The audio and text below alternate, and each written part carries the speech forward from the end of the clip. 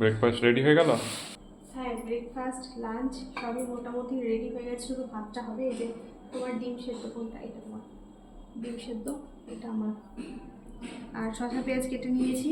কালকে মুড়িতে ঘুগনি হয়েছিল, একটু বেশি করে হয়েছিল ঘুগনিটা, তো সেটা এটা রয়েছে। সন্ধ্যাবেলা খাওয়া হয়েছিল, মিষ্টি খেয়েছিল, তারপর এটা অনেকটাই রয়েছে। আর এই যে রান্না হয়েছে এখানে ভেন্ডি আলুর তরকারি, আর টক আছে ফ্রিজে, টকটা গরম করতে হবে, আর দই আছে। আর এই যে এখানে দেখো, এখানে এই যে মৌরলা মাছ দিয়ে, কালকে আবার মৌরলা মাছ এনেছে, মৌরলা মাছ দিয়ে আলু দিয়ে ঝিঙে দিয়ে তরকারি।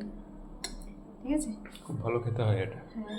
আগের দিন মৌরলা মাছ দিয়ে ঝিঙে দিয়ে যে রান্না করেছিলাম, সেই ভিডিওতে একটা বন্ধু বা দিদিভাই কমেন্ট করেছিলেন যে এই রেসিপিটা শেয়ার করো ফেসবুকে। তো এই রেসিপিটা চলুন আপনাদের সাথে একটু শেয়ার করে নিই। কড়াইয়ে দিয়েছি সর্ষের তেল, কালো জিরে আর পাঁচফোড়ন। ফোড়ন ভাজা হয়ে গেলে দিয়ে দিলাম আলুগুলোকে একটু এরকমভাবে লম্বা লম্বা করে কেটে নিয়েছি। আলুগুলোকে একটুখানি ভেজে নিয়ে তারপর দিয়ে দেবো আলুর মধ্যে পরিমাণ মতো লবণ।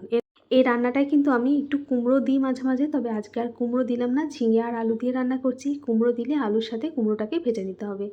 এই যে আলুটাকে একটু ভেজে নেওয়ার পর দিয়ে দিলাম পেঁয়াজ কুচি। পেঁয়াজ কুচিটা একটু নরম হয়ে এলে দিয়ে দিলাম টমেটো কুচি।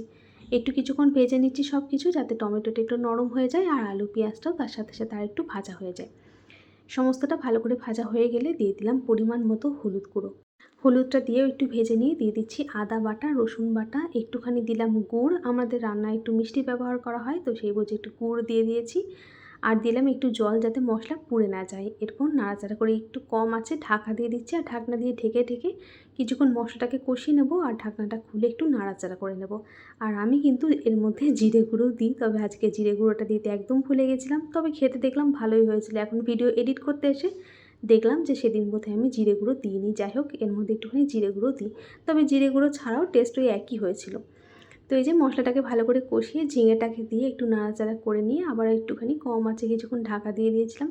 ঝিঙেটা একটু নরম হয়ে এসছে, মশলাগুলোও ভালো করে কষানো হয়ে গেছে। তবে হ্যাঁ, মশলাগুলো ভালো করে কষিয়ে নিয়ে তারপরেই কিন্তু ঝিঙেটা দিয়েছিলাম। এখন দিয়ে দিলাম পরিমাণ মতো জল, আর এখন দিচ্ছি লঙ্কা বাটা। মশলা কষানোর সময় লঙ্কা বাটাটা তরকারিতে দিই না, কারণ তাহলে ঘরে একেবারে লঙ্কার ঝাঁঝে ভর্তি হয়ে যায়। সেই জন্য জল দেওয়ার পরে লঙ্কা বাটাটা দিলাম। এরপর ঢেকে দিচ্ছি, কিছুক্ষণ ফুটিয়ে নিচ্ছি, যতক্ষণ না ঝিঙে আলু সম্পূর্ণভাবে সেদ্ধ হয়ে যাচ্ছে। সমস্ত কিছু সুন্দরভাবে সেদ্ধ হয়ে গেছে। আর এদিকে মৌরলা মাছগুলো লবণ হলুদ মাখিয়ে আগেই আমি লাল লাল করে ভেজে তুলে রেখেছিলাম। এরপর মাছগুলোকে দিয়ে ওই 2-3 মিনিট মতো একটু তরকারির সাথে রান্না করে নেবো। ঢাকনা দিয়ে ঢেকে দিলাম, ব্যাস। নামানোর আগে একটুখানি ধনেপাতা ছড়িয়ে নামিয়ে দিচ্ছি। ধনেপাতা আজকে বাড়িতে ছিল তাই দিলাম, না থাকলে না দিলেও কোনো অসুবিধা নেই। তো এটা গরম ভাতের সাথে খেতে কিন্তু ভীষণ ভালো লাগে বন্ধুরা। রেসিপিটা কেমন লাগলো জানাবেন। তো চলুন আজকের মতো টাটা, সবাই ভালো থাকবেন, সুস্থ থাকবেন, দেখা হবে নতুন আর একটা ভিডিওর সাথে।